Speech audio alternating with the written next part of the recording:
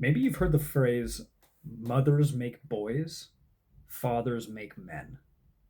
Mothers make boys, fathers make men. For the record, I completely agree with that. I was thinking recently of how I would expand on that concept. And I would say it's mothers make boys and girls, fathers make men and women. And the reason why I say this is because the first stage truly is a mother. You need that I am cared for, I am connected to life itself. And boys and girls need that equally. They need that like unconditional loving of like this is the source of life itself. That is like what the mother represents. For the record, when babies see their mother, whether it's a boy or a girl, they're not seeing the mother. They're not seeing Janice or Karen or whoever this human woman is. They're not seeing that. They are seeing the archetype of the great mother, the source of life, the womb and the tomb. I mean, it's life and death. She's the womb and the tomb, the originator and the returner, the great mother. That's what babies are seeing when they look at mother. It's why they look at her like she is the goddess of totality, because she kind of is. She brought them into the world, and she is the sole thing that is keeping them alive. She is truly a goddess for a baby like this.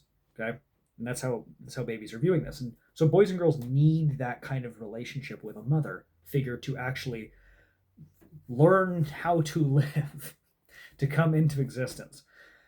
As the maturation process continues, this is where you see more of a shift into like an equal kind of parenting style. But I think later in life, I don't know what the age is. Obviously, I'm not like some child development expert, so take my thought process here with a grain of salt. But as you get a bit older, you kind of need much more of that like fatherly type of guidance and wisdom to build upon that. And it's echoed in the phrase of like mothers make boys, like literally make them into life. Fathers are the ones who guide them into men. But I think that also extends to women. Mothers make girls, fathers make women. And I think the best representation to both of these being true is if you look at modern society and you look at what happens with fatherless homes. There's a lot of fatherless homes out there. And this is not necessarily, I'm not trying to pick on like, oh, it's because single mothers are making wrong decisions. Some of them definitely are, but not all of them. There's plenty of fathers who are not showing up, stepping up, and so on. Okay? But you look what happens with fatherless homes. What tends to happen to boys in fatherless homes? They tend to tilt towards, they seem to go one of two ways. They either go like the impotent route or the tyrannical route. They're either impotent in the sense of they're raised by a mother and they don't have any of that masculine guidance, so they don't have that initiative. They don't have that guidance into something productive. They don't have that ambition or direction in life. They kind of just stay as boys. Just too much mother, not enough father equals stay in a boyish type way. Whatever that looks like for them. Just they failure to launch, impotent in their masculinity. That seems to be one way that boys go without a father. The other way it goes, that's the impotent route. The other route is the tyrannical route.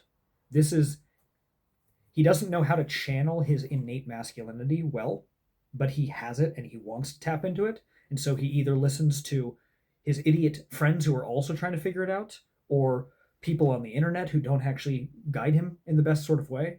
And so he taps into his masculinity, but he does so in a pathological way. And so he uses force or violence to try to be a man.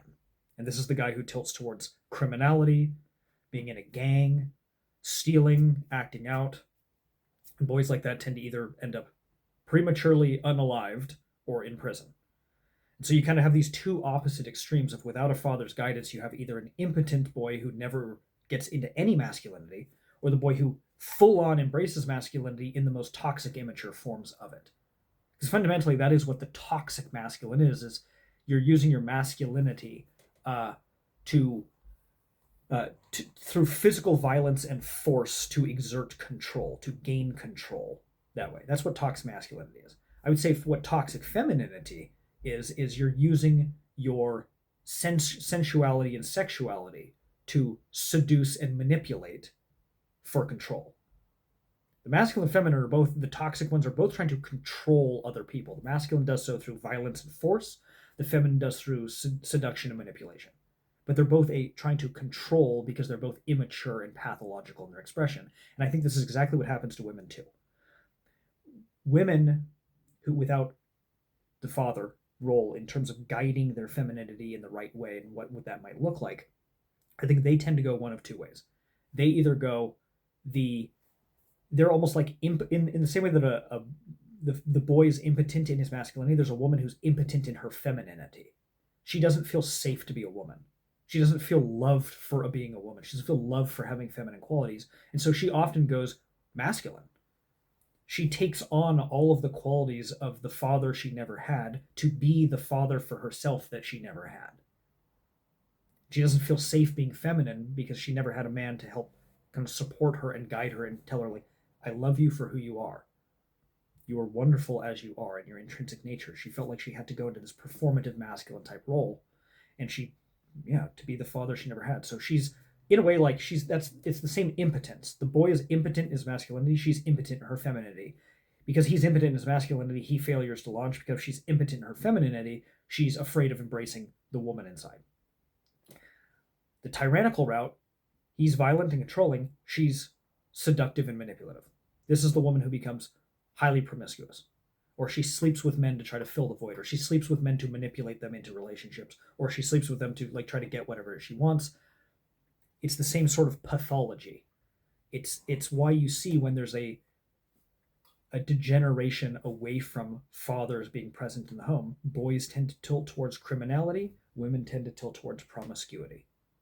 Those are like kind of the extremes of how it begins to pathologize society. Or inversely, you have these soft boys who are failure to launches and they're always just looking for mommies forever, and these hard women who never feel like they can actually give themselves a break and soften into who they truly are.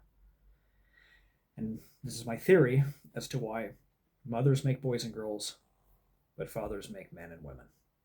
And it's a damn shame that so many are raised without present fathers, whether they're either like physically not there at all or just not emotionally present. Yeah, it's a real shame. And it's a shame that too, that it seems like society almost encourages this, that like it's, you don't need men are weak, men are they're patriarchal, pathological, they're authoritarian abusers. It's like, what a collective father wound that is. And that we're like applauding in some ways this. Anyways, a lot more I can say on that. Let me know your thoughts in the comments below. Appreciate you guys listening to me on this one.